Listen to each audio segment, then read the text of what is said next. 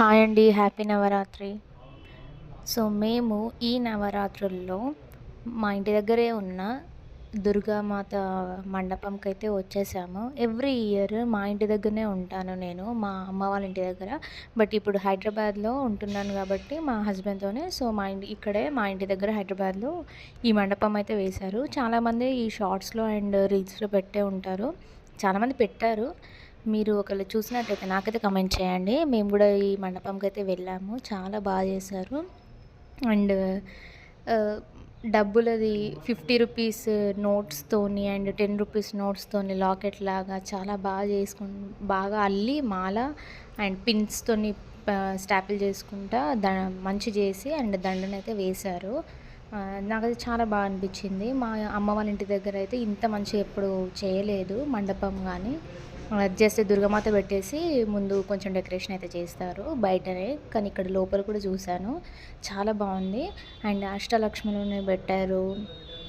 అష్టలక్ష్ముల ముందు కలశాలు పెట్టారు 8. విష్ణుమూర్తి అట్లా అన్నీ మంచిగా అనిపించినాయి. అండ్ ఇక్కడ టోకెన్ కూడా వేశారు.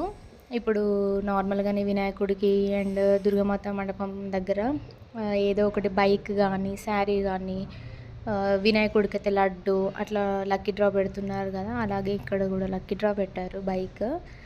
ఇక్కడ ఎవ్రీ ఇయర్ ఒక్కొక్కలాగా చేస్తారంట. అక్కడ బయట బ్యానర్‌లో అయితే పెట్టారు డెకరేషన్స్.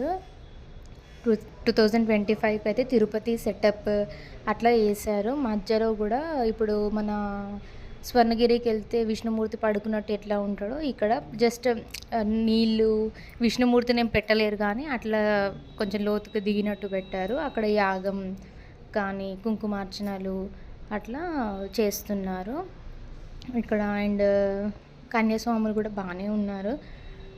లడ్డు కూడా పెడతారు కొన్ని దుర్గామాత దగ్గర. అది కూడా టోకెన్ రాసుకోవచ్చు. చీరలు కూడా టోకెన్ రాస్తున్నారు. అండ్ మేము దర్శించుకొని అండ్ మేమైతే ఇప్పుడు ఏమి టోకెన్ రాసుకోలేదు కానీ దర్శించుకొని ప్రసాదం తీసుకొని అక్కడ కొంచెం సేపు స్పెండ్ చేసి మళ్ళీ రిటర్న్ అయితే అయ్యాము.